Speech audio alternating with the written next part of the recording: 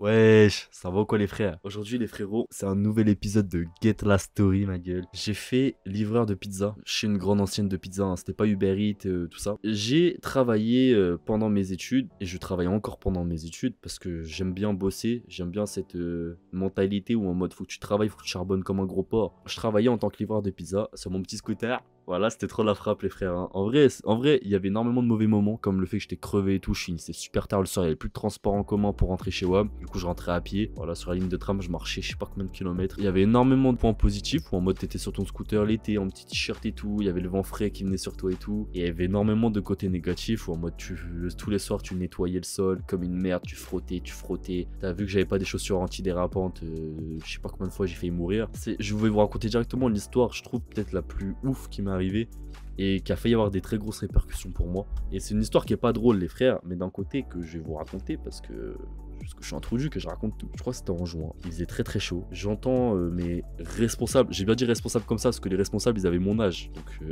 faut qu'ils se calment, tu vois. Eux, c'est pareil, ils se permettaient de faire des choses, hein, ces enfoirés. Du coup, j'avais entendu avant de partir à cet endroit-là que les responsables, ils parlaient d'un vieux et tout ça, un peu en embrouille, etc. Je comprenais pas trop, bref. Moi, j'y vais sans souci dans ma tête. J'étais dans un quartier et tout, j'arrive en bas d'un bat et tout. Et bref, je gare mon scooter. Et là, je vois des petits en bas du bat et tout. Ils étaient en train de rigoler, ils jouaient et tout. J'appelle le mec plusieurs fois, ça décroche pas. Je dis putain, comment je vais faire? Parce que normalement, tu ne montes pas en haut du bat, c'est eux, ils descendent et ils viennent pour prendre la pizza. Donc j'attends. Je pouvais pas non plus sonner et j'avais pas de clé pour ouvrir la porte. Et là, je réfléchis au fond de moi et je me dis, mais attends, frérot, ça se trouve, la personne que tu dois servir, la personne que tu dois livrer, c'est quelqu'un qui est âgé et qui peut pas descendre. Il fait exprès de pas répondre. C'est déjà arrivé en fait. Du coup, je demande à un des petits qui est devant le bat de m'ouvrir la porte, si c'est possible. Bref, ils sont marrants, ils m'ouvrent la porte et tout. Et du coin de l'œil, avant que je rentre vraiment, je le vois, il s'amuse avec le scooter, il était dessus comme ça. Ouah, bref, moi ça m'a fait gaulerie. Et bref, du coup, je monte. Et il faut savoir, j'avais juste le numéro de l'appartement. Mais moi, c'est un bâtiment, les bâtiments comme ça, je suis jamais monté dans un bâtiment comme ça. Il était trop bizarre niveau disposition et tout. Du coup, je galère un peu à trouver l'étage, mais avec l'ascenseur, j'y arrive plutôt rapidement. Je trouve surtout la porte. Devant la porte, je rappelle. Je me dis, peut-être que là, il va répondre. Je rappelle, j'entends le téléphone sonner à l'intérieur, j'entends des voix. Ça décroche pas. Bizarre, tu vois. J'entends des voix continuellement, comme si en fait il y avait une télé d'allumée. Et moi, dans ma tête, je m'étais forgé le fait que c'est un petit vieux. J'appelle du coup le restaurant et je leur dis, ouais, excuse-moi, nanani, je sais pas, excuse-moi, Julia. Ils veulent pas ouvrir la porte, je fais comment? Ils disent ouais, on va essayer de les appeler et tout, t'inquiète et tout, non. Du coup, je raccroche, ils les appellent. J'entends le téléphone sonner une autre fois, ça décroche pas le téléphone. Faut savoir que dans ma famille, j'ai eu des personnes qui ont fait des AVC et qu'on les a retrouvés tellement trop tard qu'en fait, ils ont eu des conséquences gravissimes sur leur cas et irrattrapables. Des fois, t'as des micro-AVC, des AVC, que dès que c'est vu directement, t'as des conséquences, mais tu peux encore passer une belle vie. Là, j'ai vu des AVC où t'as pas justement... t'as des trop grosses conséquences pour avoir justement cette belle vie. Et j'ai vu des gens finir leur vie malheureusement sur un AVC et bloqués sur un lit d'hôpital jusqu'à leur fin de leur jour en gros. Et honnêtement, c'est un truc que je souhaite à personne. Bon, à part au gros fils de pute. Je commence à sonner la sonnette de l'appart, j'entends la sonnette. Je dis putain, ça répond pas, c'est bizarre. Là, j'entends la sonnette, j'entends le téléphone. Chelou, pourtant, il y a la télé, hein. Rappelez-vous de ce signe, la télé. Je toque, toc, des gros tocs, hein. Pas un petit, mais un petit. J'arrête pas. J'entends les voix qui continuent. Putain, merde. Imagine, la première fois que je l'ai appelé, il s'est levé, il est tombé, il a fait un AVC ou il est tombé, il s'est cassé un truc, je sais pas. Il a fait un malaise, je sais pas, parce que j'entendais les voix comme si c'était la télé. Je me suis dit, en plus, on entend, il y a aucune raison. Les gens, ils commandent une pizza. Il y a aucune raison qu'ils me fassent patienter comme ça. Il y a aucune raison. La raison la plus plausible, c'est qu'il y a eu un problème, tu vois. Ou qu'ils ont oublié qu'ils avaient commandé une pizza et qu'ils sont pas chez eux et qu'ils ont laissé la télé en marche par exemple. C'est le CIMAX, il a fait quelque chose de très humain, mais en fait je me suis rendu compte que dans ce pays, dans le monde en général, il faut pas être très humain. Tu vois, le relationnel malheureusement c'est un truc à bannir. C'est triste de parler comme ça et en plus je vous le dis mais je le fais pas. Je suis une personne très relationnelle.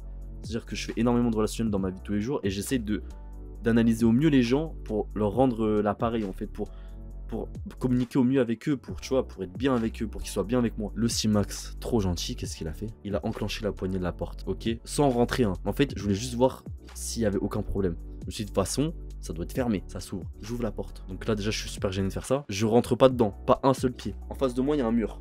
Au moment où je la porte, il y a une espèce de mur. En fait, je tombe sur un couloir qui est à l'horizontale par rapport à moi. Du coup, en gros, soit je regarde à droite, soit je regarde à gauche, tu vois. Et en fait, en ouvrant la porte et tout, je m'étais placé de sorte à voir plus vers la gauche. Et du coup, je fais juste ça, hein, je rentre pas dans l'appart. Je vois deux vieux cassos de merde, une daronne et son fils, ou une daronne et son mec, je m'en bats les couilles. Le mec torse nu et tout, mais c'est un bouffon, c'est une petite merde.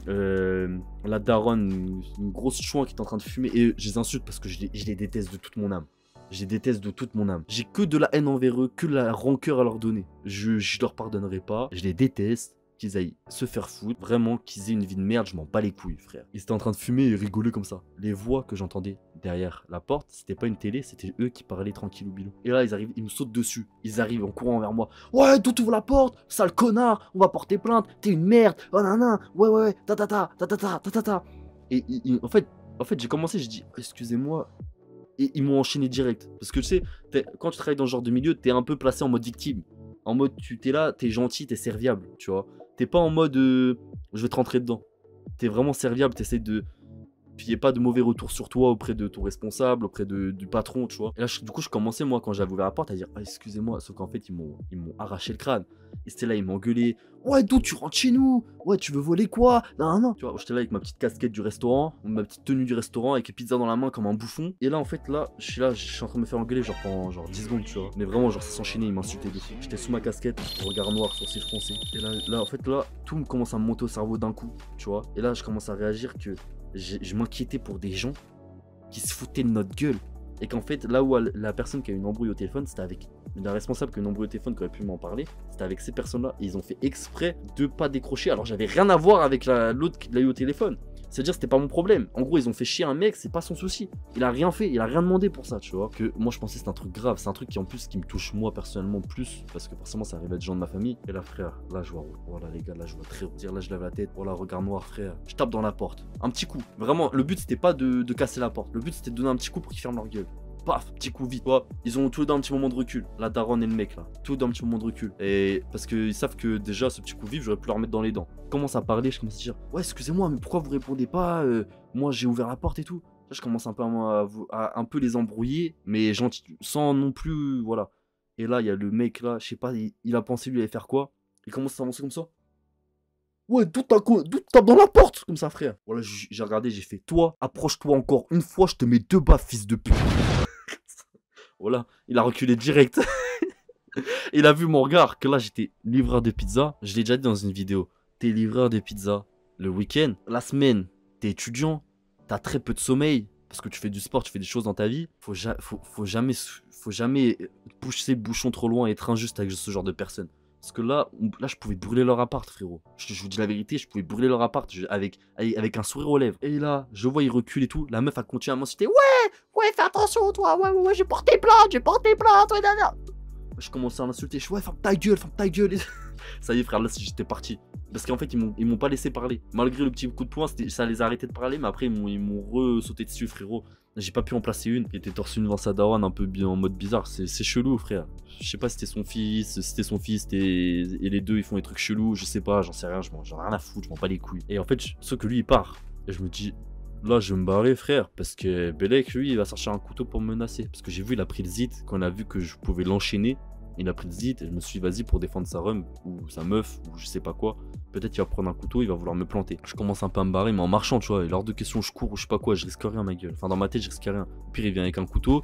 J'aurais jeté les pizzas à la gueule, j'aurais rentré dedans. Là, j'étais trop énervé. Mais vraiment. Mais je me suis dit, ça vaut pas le coup de se faire planter pour des pizzas. Et la meuf, elle continuait. Ouais, je vais porter plainte.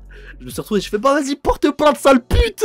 Après, je me suis barré. Qui vient, je me suis dit, l'autre, il revient avec un couteau. Là, je suis à un moment de ma vie où je vais pas me laisser faire s'il est avec un couteau. C'est-à-dire, je vais me faire planter comme une merde. Parce que je vais croire que je suis un super héros et je vais lui rentrer dedans. Sauf qu'il a un couteau, je vais me faire tuer. Je commence à descendre les escaliers tranquillou bilou, tu vois. J'ai pris mon scooter, je me suis barré.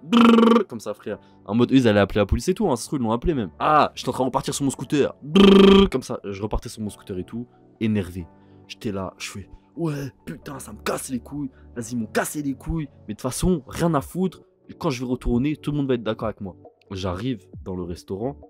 Sauf qu'en fait, les responsables, c'était des gens de mon âge à peu près. Du coup, c'est des bouffons, ils savaient pas comment réagir. Et j'arrive et tout, je leur explique ce qui s'est passé. Et elle me dit, ouais, c'est passé quoi et tout. Ils ont pas arrêté de nous rappeler, ils veulent ton nom, ton adresse.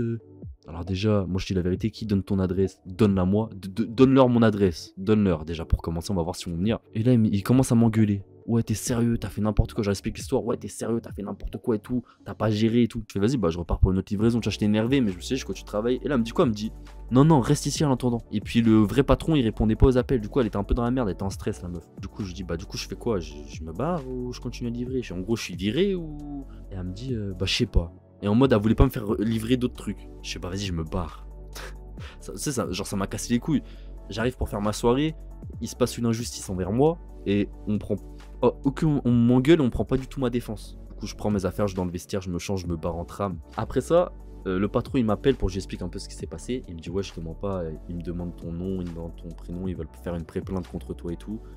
Et moi, en gros, je leur ai pas encore donné et tout. Je veux un rendez-vous avec toi d'abord.